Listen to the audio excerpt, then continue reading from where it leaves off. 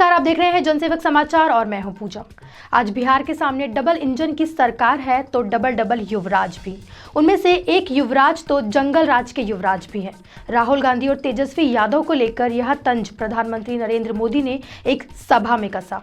इस दौरान उन्होंने पुलवामा हमले में शहीद हुए सैनिकों के बलिदान पर राजनीति करने वालों को भी आड़े हाथों लिया।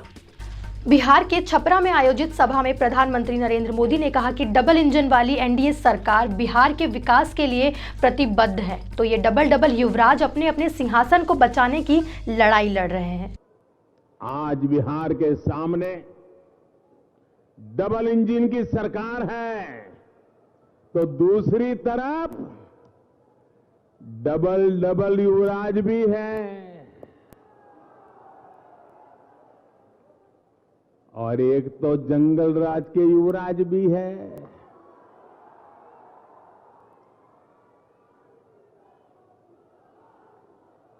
डबल इंजन वाली एनडीए सरकार बिहार के विकास के लिए प्रतिबद्ध है, तो ये डबल डबल युवराज अपने अपने सिंहासन को बचाने की लड़ाई लड़ रहे हैं। आपने देखा होगा 3-4 साल पहले जब उत्तर प्रदेश में चुनाव हुआ था तो वहां भी ऐसे डबल डबल युवराज बस के ऊपर चढ़ के काली जैकेट पहन के गांव गांव हाथ हिला रहे थे और उत्तर प्रदेश की जनता ये डबल डबल युवराज को वहां पहचान गई थी, उनको घर लौटा दिया। तो वहां का एक युवराज अब जंगल राज के युवराज से आकर के मिल गया, अब वो यहां दोनों हाथ हिला रहे हैं। जो उत्तर प्रदेश में डबल डबल युवराज का हुआ वो ही बिहार में डबल डबल युवराज और स्पेशली जंगल राज के युवराज का होने वाला है। ये डबल डबल युवराज बिहार के लिए नहीं सोच सकते, बिहार की जनता के लिए नहीं सोच सकते। प्रधानमंत्री नरेंद्र मोदी ने चुनावी जनसभा को संबोधित करते हुए कहा कि भाजपा के लिए, एनडीए के लिए आपका ये प्रेम कुछ लोगों को अच्छा नहीं लग रहा है। रात को तो उन्हें नींद नहीं आ रही है, कभी कभी तो अपने ही कार्यकर्ताओं को मारकर फेंकते हैं। उनकी हताशा, निराशा, बौखलाहट, गुस्सा अब बिहार की जनता बराबर देख रही है। भाजपा के लिए, एनडीए के लिए आपका ये प्रेम कुछ लोगों को अच्छा नहीं लग रहा है।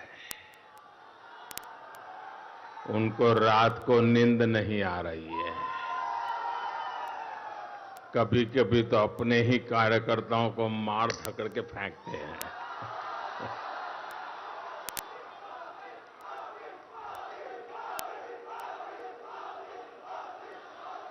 उनकी हताशा, निराशा,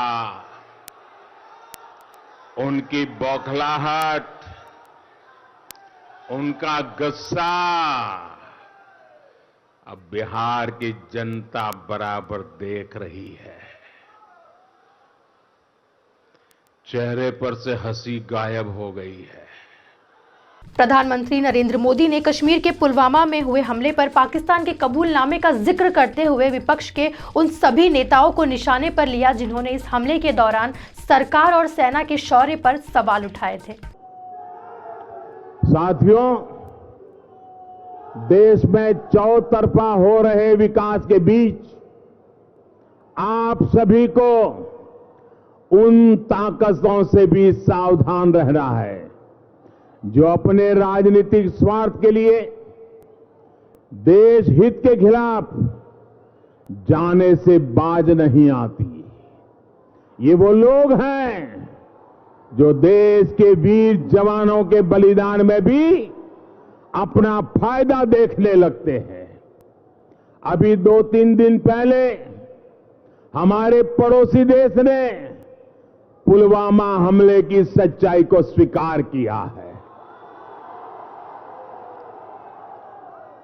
इस सच्चाई ने उन लोगों के चेहरे से नकाब भी उतार दिया है।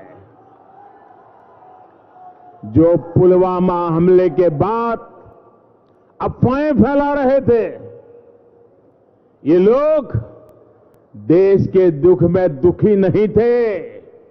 ये लोग बिहार के नौजवानों के जाने पर दुखी नहीं थे। उस दौरान इन लोगों ने हर वो बात कही जो हमारे जवानों का मनोबल तोड़ती है।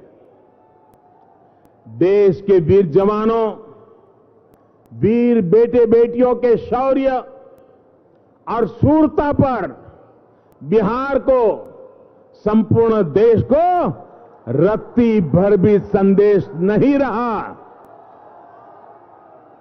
लेकिन सत्ता और स्वार्थ की राजनीति करने वालों ने खूब भ्रम फैलाने की कोशिश की और आज वही लोग बिहार के लोगों के सामने आकर अपने लिए वोट मांग रहे हैं। बिहार के मेरे भाई और बहनों, मतदान करते समय आपको ये जरूर याद रखना है, साथियों, बिहार को ऐसे स्वार्थियों को अपने से जितना दूर रखोगे उतना ही बिहार का भविष्य सुनिश्चित है। छपरा की इस सभा में छठ पूजा के त्यौहार का जिक्र करते हुए प्रधानमंत्री नरेंद्र मोदी ने कहा कि कोरोना के काल में किसी मां को ये चिंता करने की जरूरत नहीं है कि छठ पूजा को कैसे मनाएंगे। अरे मेरी मां, आपने अपने बेटे को दिल्ली में बैठाया है तो क्या वो छठ की चिंता नहीं करेगा? उन्होंने कहा, मां तुम छठ की तैयारी करो, दिल्ली में तुम्हारा बेटा बैठा है। अब किसी मां को वो चिंता करने की जरूरत नहीं है कि छठ पूजा को कैसे मनाएंगे। अरे मेरी मां,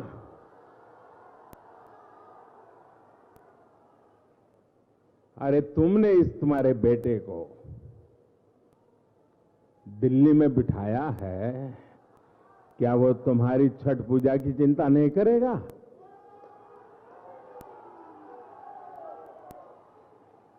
मां, छठ पूजा की तैयारी करो, दिल्ली में तुम्हारा बेटा बैठा है।